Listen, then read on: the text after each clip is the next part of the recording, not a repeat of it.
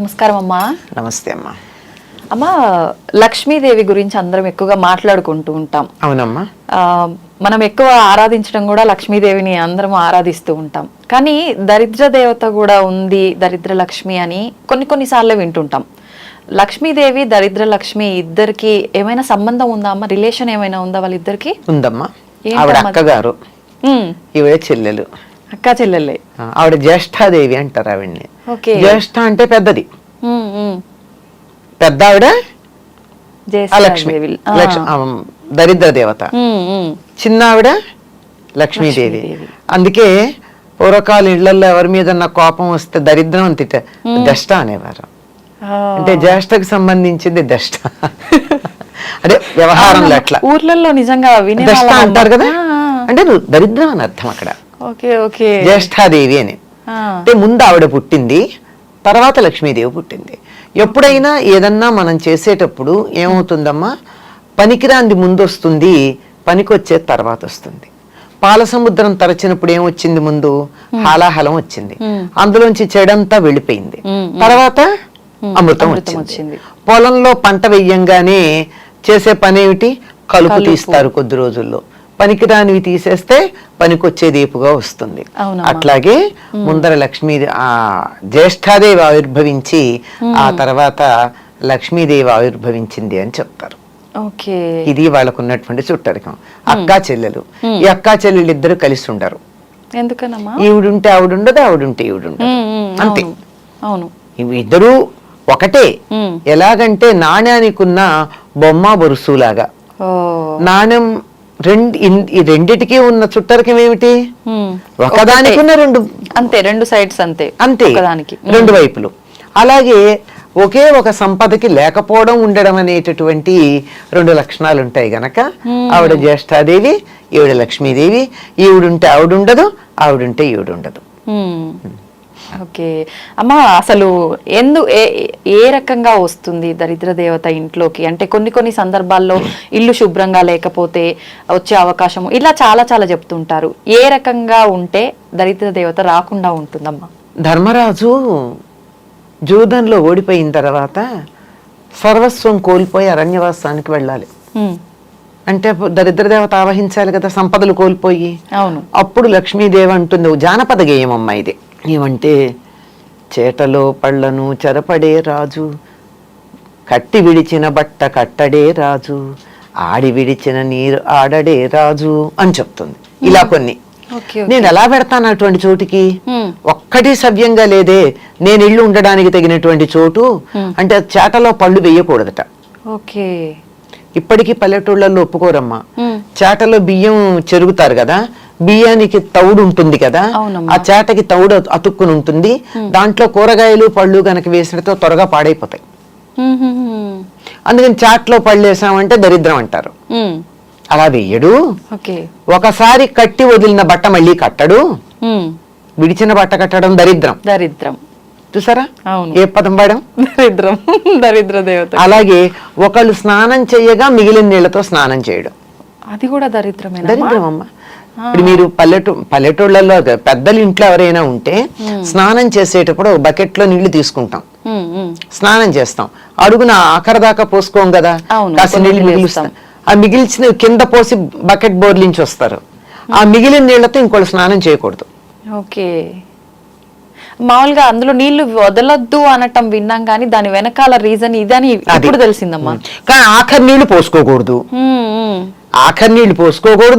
వదిలిపెట్టకూడదు. కనుక వాటిని కింద పారబోసి వచ్చేస్తాం కదా. అంటే ఆడి విడిచిన నీరు ఆడడే రాజు అని ఒక జానపద గేయాలు ఇవన్నీ మనకి. ఇవన్నీ ఎక్కడ దరిద్ర దేవత రావడానికి వీల్లేని ప్రదేశాలు ఇవి. అంటే దరిద్రం రావాలంటే ఏం చెయ్యొచ్చు? విడిచి బట్టలు అక్కడ పడేసి మళ్ళీ కట్టుకోవడం, విడిచిన బట్టలు కట్టుకోవడం దరిద్రమే కదమ్మా. కంపు కొడతాయి, పాడైపోతాయి, వాసన వస్తాయి. బట్టలు బోల్డ్, they carry many things with them. అంచేత అవి. తర్వాత ఒకళ్ళు వాడిన నీళ్లు మళ్ళీ వాడడం, ఎంగిళ్ళు తినడం, అశుభ్రంగా ఉండడం, అశుచిగా ఉండడం, ఇలాంటివన్నీ కూడా దరిద్రం ఉంటుంది అని చెప్పడానికి సంకేతం. ఇలాంటి చోట ఆవిడికి నచ్చుతుందిట వస్తుంది. ఈవిడిలా ఉంటి చోట్ల గురించి చెప్పడం కన్నా లక్ష్మీదేవి తాను ఎక్కడుంటానో కొన్ని ప్రదేశాలు చెప్పింది. ఆ లక్ష్మీదేవి ఉంటానని చెప్పిన ప్రదేశాలకి భిన్నంగా ఉంటే లక్ష్మి ఉండదు, లక్ష్మి లేదు కనుక వచ్చి కూర్చుంటుంది. లక్ష్మి తాను ఎక్కడ ఉంటానని చెప్పింది, శుచిగా ఉండాలి. శుచి అంటే మనిషి శుచిగా ఉండాలి, ఇల్లు శుచిగా ఉండాలి. అవునమ్మా. మనసు కూడా శుచిగా ఉండాలి. ఇది మెయిన్, అందరం ఇది వదిలేస్తాం. అదే కదా, మనసులో ఎంతసేపు నేను నీట్ గా మంచి బట్టలు కట్టుకుని సెంట్లు అవి కొట్టుకుని ఇల్లంతా నీట్ గా పెట్టుకుని కొత్త ఇప్పుడే మీరు ఏదో ఐక్యానో ఏదో రకంచి ఫర్నిచర్ తెప్పించి నీట్ గా అక్కడ పెట్టాం అంతే, బా అనిపిస్తుంది. కానీ ఇంట్లోకి వెడితే అంత నీట్ గా ఉన్నా ఒక్క 2 నిమిషాలు కూర్చోవాలనిపించదు, ఎప్పుడు బయటపడతామా అనిపిస్తుంది. అంటే వాళ్ళ మనసులో ఉన్నటువంటి భావాలు అంత వ్యతిరేకమైనటువంటి లక్షణాన్ని కలిగి ఉన్నాయి, ప్రతికూల లక్షణాలు. కనుక అటువంటి చోటకి లక్ష్మీదేవి ఉండదు. శౌచం లక్ష్మి ఉండాలంటే కావాల్సింది. తర్వాత ఇంట్లో ఎప్పుడు తగాదాలు దెబ్బలాటలు ఉండకూడదు, గాలి వెలుగు ఉండాలి, వెంటిలేషన్ ఎక్కువగా. చీకటి పడ్డాక దీపం ఉండాలి, దీపంలో నేనుంటానని చెప్పింది, పూలలో తానుంటానంది, తర్వాత ఏనుగు ముఖంలో ఉంటానంది, చంద్రుడి వెన్నెల్లో ఉంటానంది. లక్ష్మీదేవి ఉంటానని చెప్పినటువంటి వస్తువులు ఇవి మన దగ్గర ఉన్నట్టయితే లక్ష్మి ఉంటుంది. ఈ మధ్య ఎవరో ఈ ఏనుగు ముఖంలో లక్ష్మీదేవి ఉంటుంది కనుక ఇంట్లో ఏనుగులు పెట్టుకోండి అని చెప్పి షాప్ పేరు కూడా చెప్పారు, ఎక్కడ దొరుకుతాయో. ఇది నిజంగా అట్లా పెట్టుకోవచ్చమ్మా? అవసరం లేదు, పెట్టుకోవచ్చు గాని పెట్టుకోవాలని ఏం లేదు. ఏనుగు ముఖాలు పెట్టినంత మాత్రం లక్ష్మీదేవి ఇంట్లోకి ఏం వచ్చి కూర్చోదు. మనం దెబ్బలాడుకుంటూ ఉంటే ఆవిడ పారిపోతుంది. ఇంట్లో ఒకళ్ళనొకళ్ళు తిట్టుకుంటూ ఉన్నా, అప్పుడు కొంతమంది ఇళ్లలో ఫ్లయింగ్ సాసర్స్ ఉంటాయి భోజనాల దగ్గర, అలాంటివి ఉన్నా లక్ష్మీదేవి పొరపాటును కూడా దరిదాపుల్లోకి రాదు. వీలైనంత దూరంగా ఉండే ప్రయత్నం చేస్తుంది, వస్తున్నదన్నా పారిపోతుంది. అంటే దరిదాపుల్లో కదా, కొన్ని రోజుల పాటు రాదు. అంచేత మనకి సంపద కావాలి అంటే నవ్వుతూ ఉండాలి. అదే చెప్తారండి, ఇంటికి సంపద ఎవరంటే చిరునవ్వు ఉన్న మొహాలట. నవ్వుకుంటూ ఎప్పుడు నవ్వగలం మనం? మనసు బాగుంటే, అందరూ ఆహ్లాదంగా ఉంటే, ఒకళ్ళ పట్ల ఒకటి శత్రుభావం లేకుండా ఉంటే అక్కడ లక్ష్మీదేవి ఉంటుంది. అంటే ఇవి లేని చోట లక్ష్మి ఉండదు. ఇంట్లో శుచిగా లేకపోయినా, దెబ్బలాడుకుంటూ ఉన్నా, పోట్లాడుకుంటూ ఉన్నా, ఏడుస్తూ ఉన్నా, ఏడ్చే చోట కూడా లక్ష్మి ఉంటుంది. ఎందుకంటే కష్టాలు ఎవరికి ఉండవమ్మా, మనుషులకు కాకపోతే మాకులకు వస్తాయా? వస్తాయి. కష్టం వస్తుంది కానీ దానికి ఏడవకూడదు.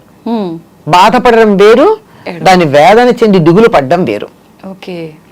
కొంతమంది మొహాలు చూడండి, ఏదో చిన్న బాధ వస్తుంది, మొహం అంతా దీనానాథుల్లాగా మొహాలు పెడతారు. వాళ్ళకి సంపద రమ్మంటే ఎట్లా వస్తుంది? ముందు ఆ మొహం మారిస్తే మీ మొహం కాస్త మార్చుకోండి, మీకు కష్టాలు తొలగుతాయని చెప్తారు చాలా మంది. మొహంలోనే కనపడతాయి. ఎప్పుడు చూసినా ఏడుపు కొట్టు మొహం వేసుకొని ఉంటావు ఇట్లా అంటుంటారు. ఏడుపు మొహం, ఈడుపు కాళ్ళు, ఈ రెండు జ్యేష్ఠాదేవిని ఆహ్వానిస్తాయని చెప్తారు పెద్దవాళ్ళు. ఇంట్లో ఈడుపు కాళ్ళు అంటే పని చేయమంటే అబ్బా అని నడవడం చకచకా కాకుండా ఏమిటో అని కాళ్ళు ఈడ్చుకుంటూ నడుస్తారు. అంటే ఇష్టం లేక. అంటే సోమరితనం ఉన్న చోట లక్ష్మీదేవి ఉండదు, దరిద్ర దేవత ఉంటుంది. వీళ్ళిద్దరూ ఒకళ్ళు అంటే ఒకళ్ళు ఉండరు కదా. దీనికి చిన్న ఒక చమత్కారమైన విషయం చెప్తారు. మా ఇద్దరిలో ఎవరు అందగత్తెలు అని అడిగారట లక్ష్మీదేవిను జ్యేష్ఠాదేవి. ఎవరిని అందగత్తెలన్నా రెండో వాళ్ళకి కోపం వస్తుంది కదా. అవునమ్మా. మరి లక్ష్మి కావాలి, జ్యేష్ఠాదేవి అక్కర్లేదు. అందుకు ఆయన తెలివిగా అన్నాడట, ఇద్దరిని అక్కడ నిలబెట్టి మీరు ఇటు రండి, నువ్వు ఇటు వెళ్ళు అన్నట్ట. లక్ష్మీదేవిని ఇంట్లోకి రమ్మన్నాడు, జ్యేష్ఠాదేవిని వెళ్ళమన్నాడు. అబ్బా నువ్వు అలా బయటికి వెడుతుంటే ఎంత అందంగా ఉన్నావు అన్నట్ట జ్యేష్ఠాదేవిని. లక్ష్మీదేవిని నువ్వు ఇంట్లోకి వస్తుంటే ఎంత అందంగా ఉన్నావు అన్నట్ట. అయిపోయింది. ఎంత తెలివిగా చెప్పారు కదమ్మా. మనకు కావాల్సిందే అది. అదే కదా. అప్పుడు వెళ్తే ఈవిడ వస్తుంది, చీకటి పెడితే గాని వెలుగు రాదు. అంతే అంతే కదా. అంచేత వెలుగు లేకపోతే చీకటి వస్తుంది. అవును, చీకటి వస్తే వెలుగుపోయింది కాదు, వెలుగు లేకపోతే చీకటి వస్తుంది. అందువల్ల వెలుగుని ఆహ్వానించుకోవాలి, చీకటి దానంతట అదే పోతుంది. అంచేత సూపర్ అమ్మా నిజంగా. ఎవరమ్మా ఇది చెప్పింది? ఏదో ఒక పండితుడి గురించి ఒక కథ చెప్తారు. ఓకే. ఇది ఒక ప్రధానమైన పండితుడు అని కాదు, ఊరికే అసలు తెలివితేటలు ఎట్లా ఉంటాయి అని చెప్పడానికి ఒక పండితుడి పేరు పెట్టి చెప్పినటువంటి లోకంలో ఉన్నటువంటి కథ. చాలా అద్భుతంగా అసలు నిజంగా చెప్పేవారు. ఇలా ఉంటాయి. అంచేత మనకి సంపద కావాలి అంటే లక్ష్మీదేవి లక్ష్మి అంటే డబ్బు అని మాత్రమే అనుకుంటాం మనం. అవునమ్మా. కాదమ్మా, అష్టలక్ష్ములు ధనంతో పాటుగా ధాన్యం, చదువు, ఆరోగ్యం, సంతానం ఇలాంటివన్నీ కూడా లక్ష్ములే.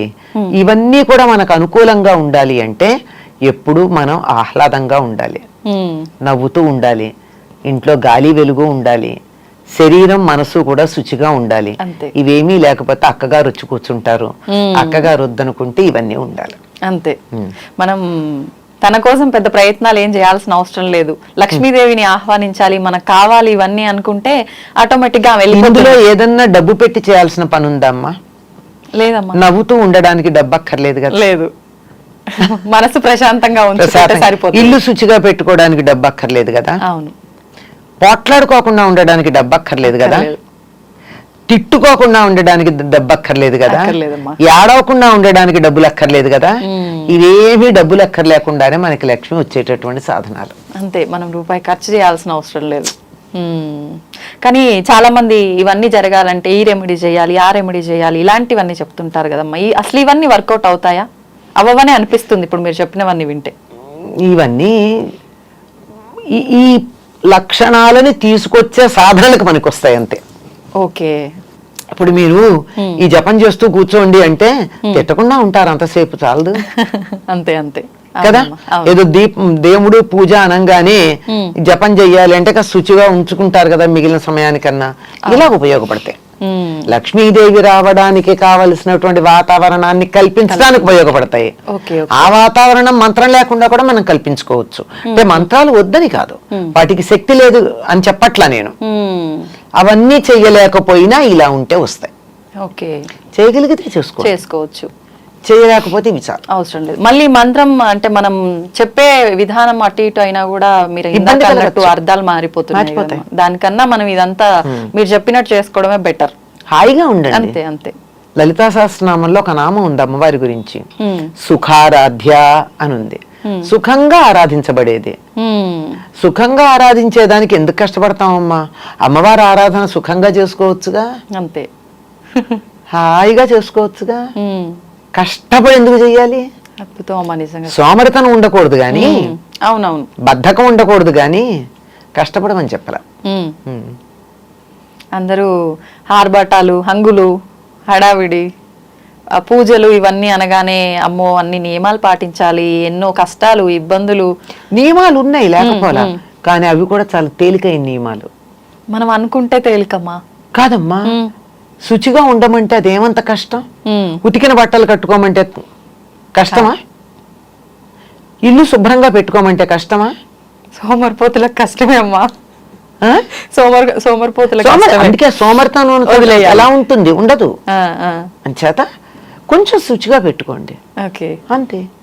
ఇలా చిన్న చిన్నవి ఈ రెండే కదా, ఇంకా కొన్ని ఉన్నాయి. అవి కూడా చాలా ఏమీ కష్టం లేనివమ్మా. ఏమీ ఆ మాత్రం కూడా కష్టపడకుండా మంత్రం చేయడం కష్టం కదా. అవును అవును, చాలా కష్టం. ఇంకేదో రెమెడీస్ అవి చేయండి చేయండి అని చెప్తే డబ్బులు ఖర్చు పెట్టి చేయడం కష్టం కదా. వాటికన్నా ఇది తేలిక కాదు.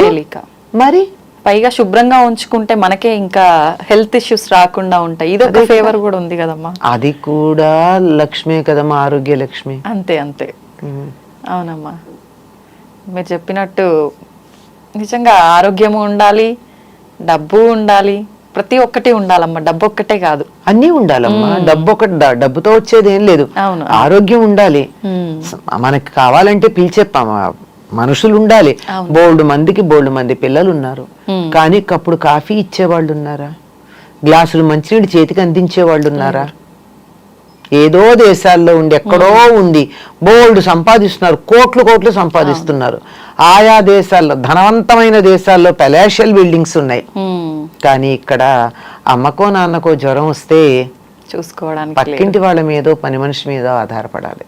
అవును, అది సంతాన లక్ష్మి కాదు, అది మ్మ్. సంతాన సౌభాగ్యం కాదు, సంతానం మాత్రమే ఉంది, సౌభాగ్యం లేదు. ఓకే, తెలుసుకోవాలమ్మా ఇలాంటి విషయాలన్నీ ఇంకా ఇంకా మీ ద్వారా మేము. థ్యాంక్ యూ అమ్మా, థ్యాంక్ యూ. నమస్తే.